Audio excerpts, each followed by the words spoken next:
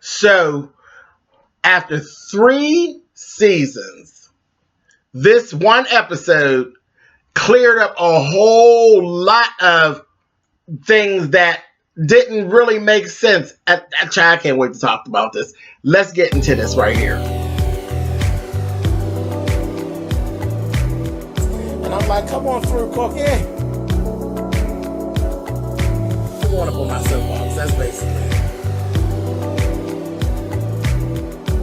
Let's talk about drag and all its forms.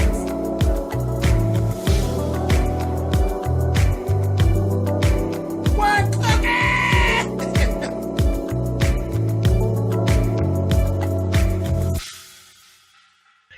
Hey guys, thanks so much for clicking on the video. This is my review for Season 3, Episode 3 of Real Housewives of Potomac. Now, like I said, there is a lot of information on this one episode that wrapped up things that made things make sense that have not made sense before when it pertains to Robin and Ashley and her mother. And I can't wait to tell you all these things that I ran into, and I was like, oh my gosh. Oh my gosh. But we're going to get to it. Okay, so let's talk about Gizelle and Robin. So when we left off last week with old crazy ass Karen with that damn jumpsuit on, that camouflage jumpsuit. They were laughing at her, child, just kikiing and cackling at her. But she was doing all this, and Robin and Gizelle decided that they were leaving. They said, we're done, Karen. Girl, you ain't telling us nothing. You know, and as your friends, we thought we would get some truth out of you, but we're not getting that. So we're out of here, girl. We're going to go eat. Just sitting there with you eating these damn peanuts and carrying on, bitch. We're out of here, honey. So they're getting ready to leave. Gizelle takes off her jacket. I said, oh, no, she didn't take the jacket off. Baby, on the back, free Uncle Ben, free Karen, and tax reform. Hashtag tax reform. So that is so mean. Baby, Karen was pissed. She was so pissed. And at that point, she was so embarrassed. I said, you know what? And the bad part, I didn't feel bad for Karen because it was very petty of Gizelle. Yes, it was. Very petty of Gizelle. And Monique and Ashley were like, oh, it was so petty. Whatever, y'all. You two bitches shut up. But Karen, your whole intention was to bring them there and embarrass all of them on camera. Your intentions were to bring them there and talk cash money shit to them in front of the Real Housewives of Potomac cameras. So how is it that we can feel sorry for you because Gizelle left your ass in there with your mouth hanging open and left you embarrassed when that's what you actually brought her there for? Bitch, she got you. All's fair in love and war, bitch. She got you, bitch. Get your car's speed off, honey. Tell Uncle Ben we said hi. Now, Ashley and Monique. This was a bit much. But what I'm going to need to say here, Ashley, what the fuck is that big hair?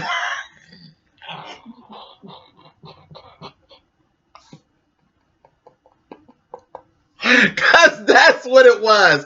Y'all see my damn thumbnail. That big, what is that fucking big ass hairline?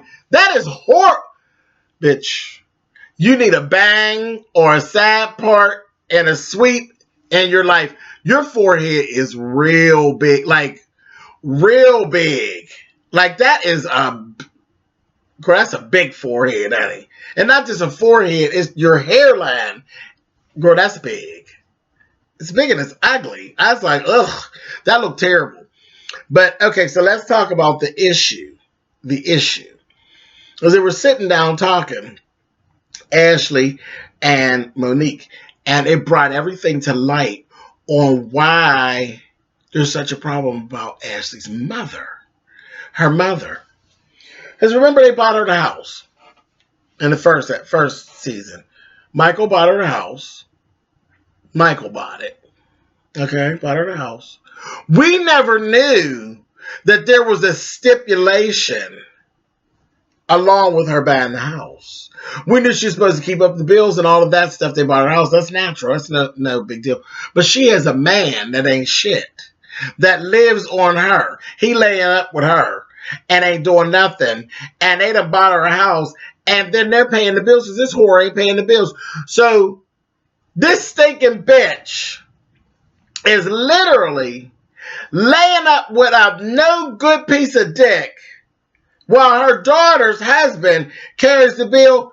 Ashley, you dumb to the motherfucker to think that Michael needs to take care of your mother like that. He's doing you a solid, bitch. He ought to throw your ass out on the street and let you and your mother live in that house with that fool. Child, Michael ain't wrong. Michael is not wrong at all. In the least, you all should be down kissing his ass and apologizing because that shit is ridiculous. Y'all got this man looking a fool out here in these streets. So he ain't supposed to just take care of you. He's supposed to take care of your stinking ass, no count ass mammy and her goddamn man. Bitch, you crazier than hell. You crazier than hell. And I don't even want to hear no more about nothing what you talk about with Michael, bitch. Because Michael ought to throw you out on your ear, bitch. Pronto. Ridiculous. Anyway, that goddamn Monique with her old braggadocious, crazy, stupid ass, she even said, girl, your mother need to figure it out, honey. Or your mom need to figure it out. That shit don't work. Because you can see that bitch going to end up out on her ear, honey. I said, mess. Candace ends up coming over. So they all was in the pool. They all had on their cute bathing suits and stuff. And then y'all catch that little shade that Ashley threw at Candace because she did one pageant and Candace did another. And she's like, well, she didn't win swimsuit and Miss USA. And I don't really know about that pageant she was in and all that. Well, Ashley, I hate to be the one to tell you, but I don't even like girls. But I hate to be the one to tell you, bitch, Candace is a better look than you. And her body is more pleasant to look at than yours. So I hate to be able to want to tell you that pencil thin kind. Girl, go sit down. Go sit down. Try to throw shade. You kind of jealous hearted. That's ugly. Anyway, they also covered. They were talking in general. Monique's trying to bring Candace up to speed on the people that she's going to meet because she's going to meet the girls for the first time at Chris's 40th birthday party. She's going to throw him a birthday party, which was all white tees and jeans. I said, that sounds cute. That's different. You know, because Chris, that's all we ever see him in is a t-shirt and some jeans. So I said, that's probably going to be a cute party. You know, real comfortable and everything. Not so over the top and so ridiculous, but really comfortable and really cute, you know. So I couldn't wait to see that. But anyway, so come to find out, everybody that Monique brought up, that damn Ashley was,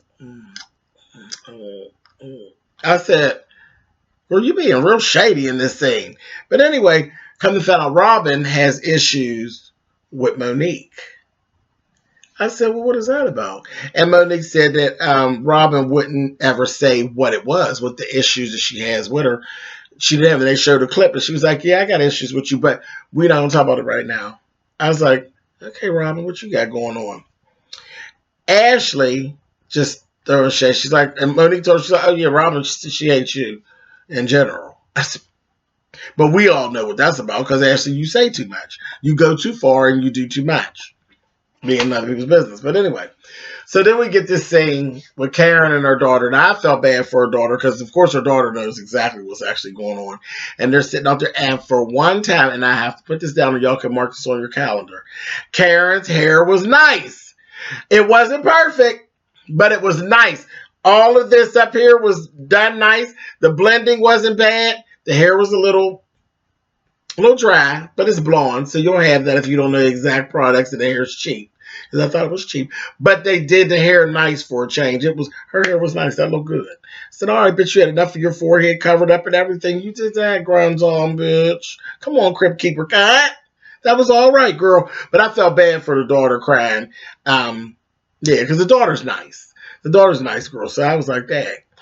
Okay, so let me tell you about my next thing. When I found out some things that kind of put some things into perspective. Robin. Oh, Robin.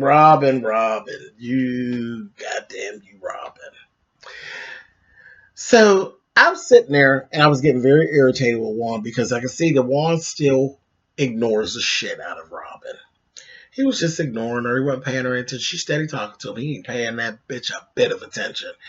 And then they start into this conversation. And then we find out, after 3 seasons, the money that they lost and how their money got all fucked up with the best friend, that investment was actually an investment that Robin did. That was Robin's doing. Juan actually told Robin not to do it, and the bitch did it. And then their money got all fucked up. I said, well, bingo, there you go. So now we know where all this animosity in this, because I kept saying, how is it that he feels so when it comes to Robin? Because the whole demise of his financial being and the whole situation of you all being in the position that y'all got into financially, bitch, was your fault. You sat and admitted it. It was your fault and you didn't listen to him. I said, bitch, he hates you. Now, if he loved you in the first place, love supposed to carry you through that. But being as though it didn't, okay, it didn't. But we kind of know what it stems from now. It turned the light on for me. I said, girl, you hanging on for nothing, bitch. He hates you. He fucking hates you, bitch. He's struggling because of some shit you did. And he didn't love you enough to love you through it. Bitch, that man ain't never gonna fuck with you no more, Robin. You wasting your time. You are literally wasting your time. All you're doing is paying for problems that you created and giving up free coochie and sitting around living a lie and living with a hope that one day he's going to forgive you. He is never going to forgive you because he's petty. He's petty and he did not love you enough to love you through that. I said, wow, that really turned the light on to that whole issue. I said, oh my. Now I really don't want to hear no more about it, Robin. You's dumber than a motherfucker, girl. Poor thing. I hate the fact that I feel bad for her with the fact that he didn't love her enough to be able to let that go. Because it's been years. It's been years. And he basically is using you. He's using you for convenience. You know, I might as well stay here. You know, I'm going to stay here because this bitch is the reason why I'm having financial problems. So they don't need me struggling. And I'm going to stick this dick in her every time I feel like it. Just when I feel like it, not when she feel like it. But when it get hot and I can't stick it in nobody else, I'm going to go on and stick it in her. Everything's going to be for my convenience. That's the petty in him. I feel sorry that you not smart enough to leave that alone. Dumber than shit. Anyway, girl, that ain't going to get no better. You ain't even got to keep coming back on here. That shit ain't going to get no better, bitch. She hates you, bitch. Moving on. Candace. We got to see her mother and her sister, honey. That mother, honey, y'all can have her.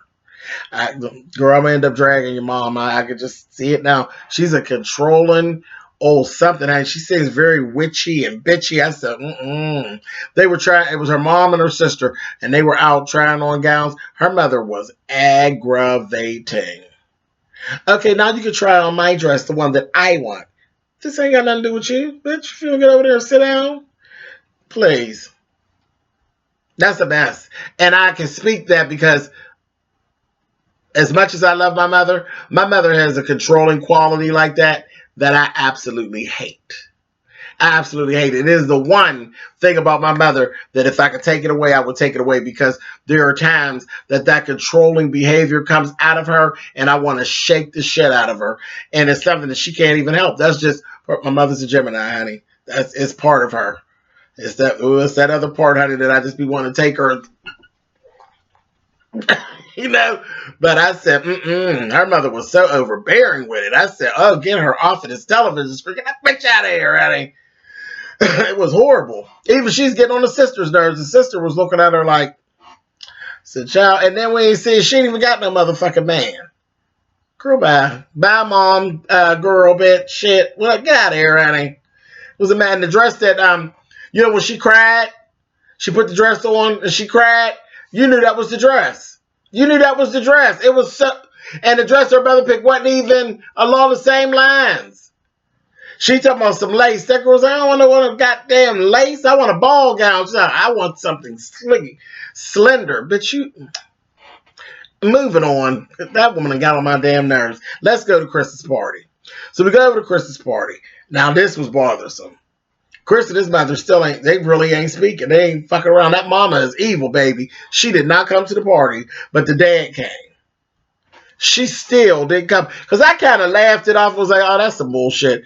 Saying that he wasn't speaking to his mother ever since she actually called Monique a heifer. I want someone to love me, but I would be afraid of a person loving me enough to stop speaking to their mother over something like that. Like, I mean, she didn't spit in Monique's face or tell her, you bitch, you're a terrible mother or nothing like that. I mean, she just basically called a girl a heifer. And she was shady. Now, she was definitely shady. And she's jealous of Monique and Monique's existence.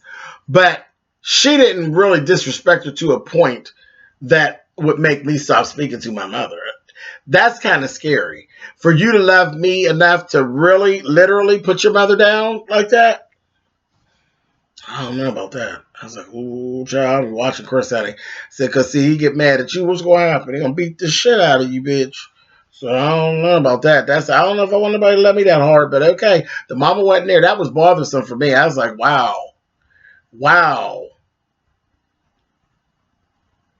Yeah, that was kind of rough.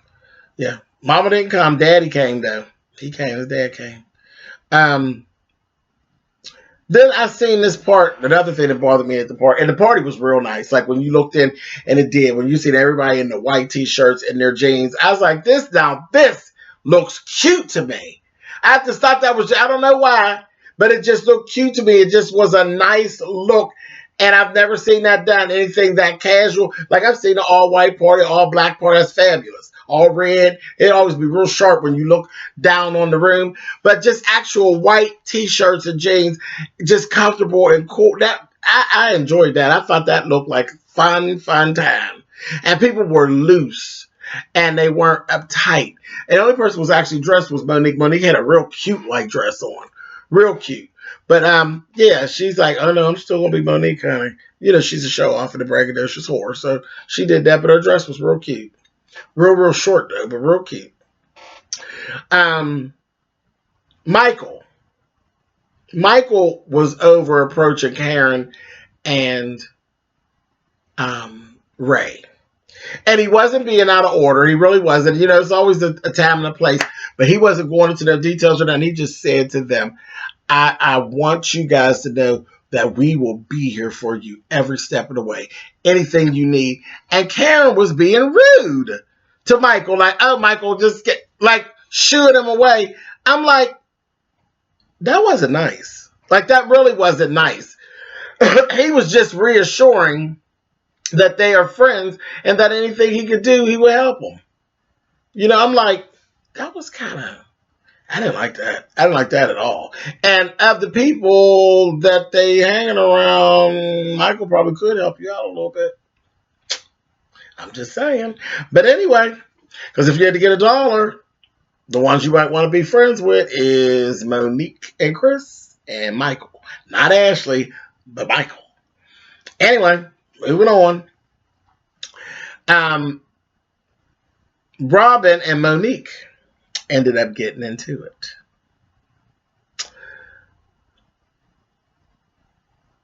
Monique says something to Robin, and they're going back and forth about why there is actually tension between them. And Monique, Robin pulled your hoe card.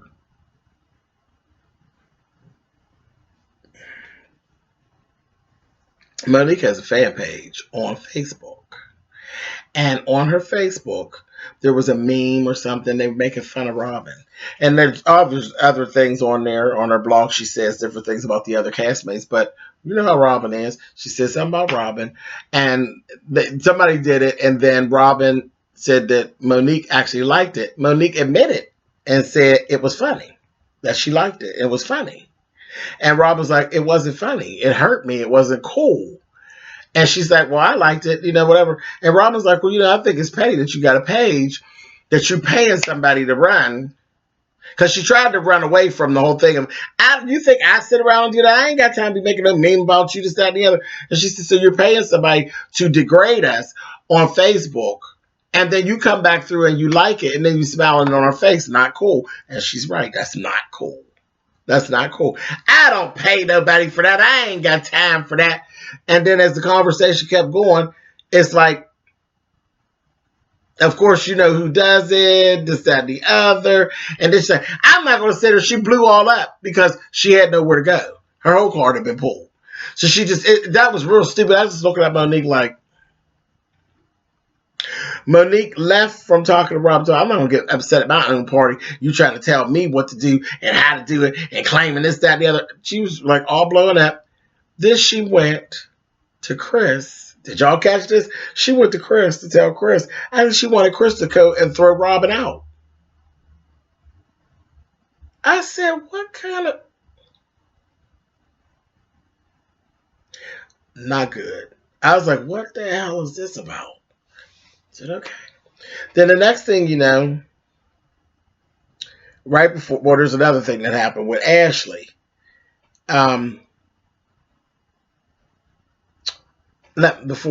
Before I even get to that, Candace's husband, and now Saturday had no problem with this, because again, like I said, this was a feel-good party, and it was fun. Child, there's one of Chris's friends, him and that goddamn Candace's husband. You know, Candace's husband is a white man. He's a little white man, cute little white man, and he just, you know, he was just out of heaven, baby. He got drunk. The two of them done went up in the house, up onto the balcony, and jumped off the balcony into the pool. Baby having themselves a good time. I said, child, they got a whole bromance going on, honey. And they was just the two of them. They went on off and took their clothes off and jumped it. And their little t-shirt and their little shorts on, and little underpants, and jumped in. I said, Lord. And Candace was like, I'm going to cuss his ass out on the way home. You did not come here and do the drunkest, whitest thing that you could do. What was wrong with that? Damn, Monique didn't have a problem with it. Chris didn't have a problem with it. Child, it was and they weren't bothering nobody. Wasn't nobody else in the pool or not. And they just jumped their ass in the pool, had themselves a good time, honey. They had a whole, like I said, a whole bromance going on. I said, look at them two, honey. I said, shit, I've been over there trying to hang with them. Well, anyway, but they was having a good time outside everybody else in the party. That was a nice-ass party. It was much more entertaining than that damn party she had for her baby with all that bullshit. But anyway, okay, so last thing. Ashley and Sharice and Monique ended up having a conversation.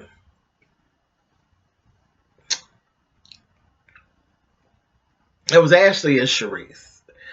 First, we had Sharice kind of talking to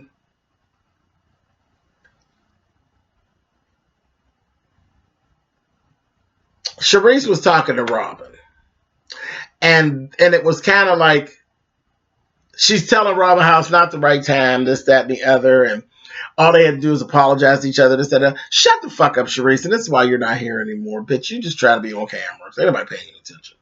So in the midst of all that, Ashley comes up. Now, Ashley is saying something to Robin about her approaching Sharice, approaching Monique, and telling her she's wrong and this, that, and the other.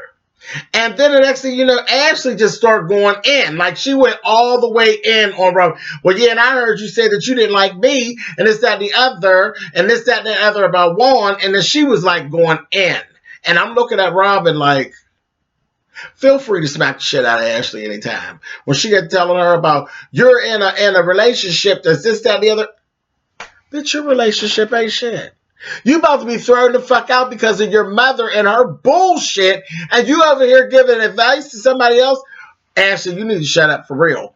So they're doing all that, and then Monique comes up, and she comes up, and right after that, it's like a threesome against Robin. And then Robin's like, you know what? I ain't got this to do. I'm going to get on up out of here. Because it was, I mean, they were literally attacking Robin. I was like, wow. And Robin wasn't wrong this time. Usually Robin be wrong. Robin wasn't wrong. First of all, just like you said, it wasn't the right time for her to be approaching Monique. It ain't never the right time for you to be telling her about her relationship, Ashley. Never, because y'all not friends. Y'all not friends like that, bitch. And she's ready to kick your fucking ass before. You ain't gonna stop until somebody busts your lip. I said, girl. And Robin was like, I'm getting up out of here. And then after a minute, then I see Chris approach the situation. He's like, it's my birthday, this, that. And I'm like, Chris, why are you coming? Are you coming? Were you going to? Robin had excused herself, but I was wondering, like, was Chris going to actually ask Robin to leave? Or actually chastise Robin about Monique? I don't know. I don't know where that was getting ready to go, but I'm kind of glad Robin actually excused herself.